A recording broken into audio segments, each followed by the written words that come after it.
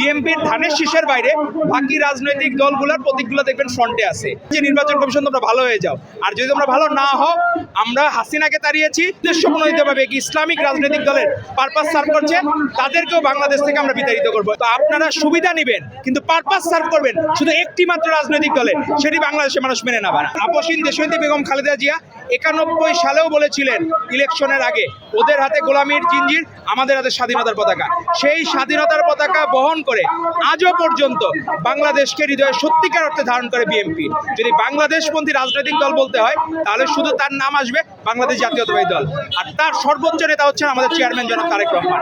তো বাংলাদেশ জাতীয়তাবাদী দলের বাইরে নির্বাচন কমিশন যদি আলাদা কোনো কিছু চিন্তা করে, তাহলে এই নির্বাচন কমিশন যে ওবায়দুল কাদের একসময় বলতো না, মাসুদ তুমি ভালো হয়ে যাও, তো আমাদেরও বলতে হবে যে নির্বাচন কমিশন তোমরা ভালো হয়ে যাও। আর যদি তোমরা ভালো না হও, আমরা হাসিনাকে তাড়িয়েছি, যারা পক্ষপাত দুষ্ট ছিল, যারা দলীয়করণ করেছে, আজকে যারা উদ্দেশ্যপ্রণোদিতভাবে ইসলামিক রাজনৈতিক দলের পারপাস সার্ভ করছে, তাদেরকেও বাংলাদেশ থেকে আমরা বিতাড়িত করবো ইনশাল্লাহ। ধন্যবাদ।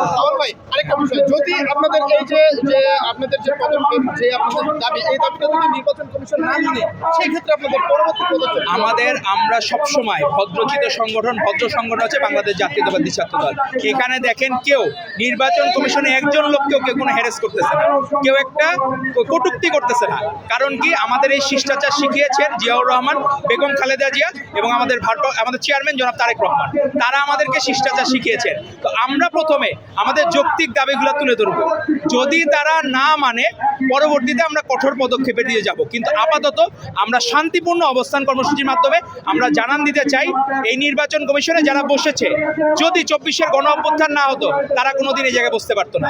আজকে যেসব শহীদদের রক্তের উপর ভর করে তারা এই জায়গায় অবস্থান নিচ্ছে, তারা কোনোদিন এই জায়গায় বসতে পারতো না যদি 24-এর গণ অভ্যুত্থান না হইতো। তো আপনারা সুবিধা নেবেন কিন্তু পারপাস সার্ভ করবেন শুধু একটি মাত্র রাজনৈতিক দলের, সেটি বাংলাদেশের মানুষ মেনে নেবে না। আপনাদের নাকি রাজনৈতিক দলের পাল্লা হচ্ছে দাঁড়িপাল্লা, আপনাদের নিজেদেরই তো পাল্লা ঠিক নাই। নির্বাচন কমিশন বেমানান পাল্লা করে দিচ্ছে যে একটি রাজনৈতিক দলের লোগো, মানে ওদের প্রতীক শুরুতে থাকে। অন্য যারা অপরাপর, যারা একটা জোট হয়, ওই 11 দলীয় জোটের প্রত্যেকেরই রাজনৈতিক দলের অবশ্য একটা ছুটে গেছে, তাদের মধ্যে বনিবনা হচ্ছে না, তাদের মধ্যে সম্পর্ক খারাপ হয়ে গেছে। সেই রাজনৈতিক দলগুলার বিএনপির ধানের শীষের বাইরে বাকি রাজনৈতিক দলগুলার প্রতীকগুলো দেখবেন ফ্রন্টে আছে। তো এই ধরনের পক্ষপাত দুষ্ট আচরণের কারণে নির্বাচন কমিশন বিতর্কিত হবে। আগেকার দিনের মতো, হাসিনার আমলের মতো আমরা নিশিরাতের ভোট, আমরার মামুরদের ভোট, আমিও ডামির নির্বাচন বাংলাদেশের মানুষ দেখতে চায় না। তারা এই দেশটা আমরা ফিরে পেয়েছি। আমরা চাই প্রত্যেকে যার যার যতটুকু যোগ্যতা আছে, তাদের যে যোগ্যতা হয় কোনো আসনে তারা উইন করবে, তারা উইন করতে পারে। কিন্তু উদ্দেশ্যপ্রণোদিতভাবে যদি কাউকে উইন করানোর চেষ্টা করা হয়, সারা বাংলাদেশের মানুষকে নিয়ে বাংলাদেশ জাতীয়তাবাদী ছাত্র দল আগের মতোই বিএনপির ভ্যানগাড়ি হিসাবে, আমাদের চেয়ারম্যান জনাব তারেক রহমানের ভ্যানগাড়ি হিসাবে সবসময় মাঠে থাকবে ইনশাল্লাহ।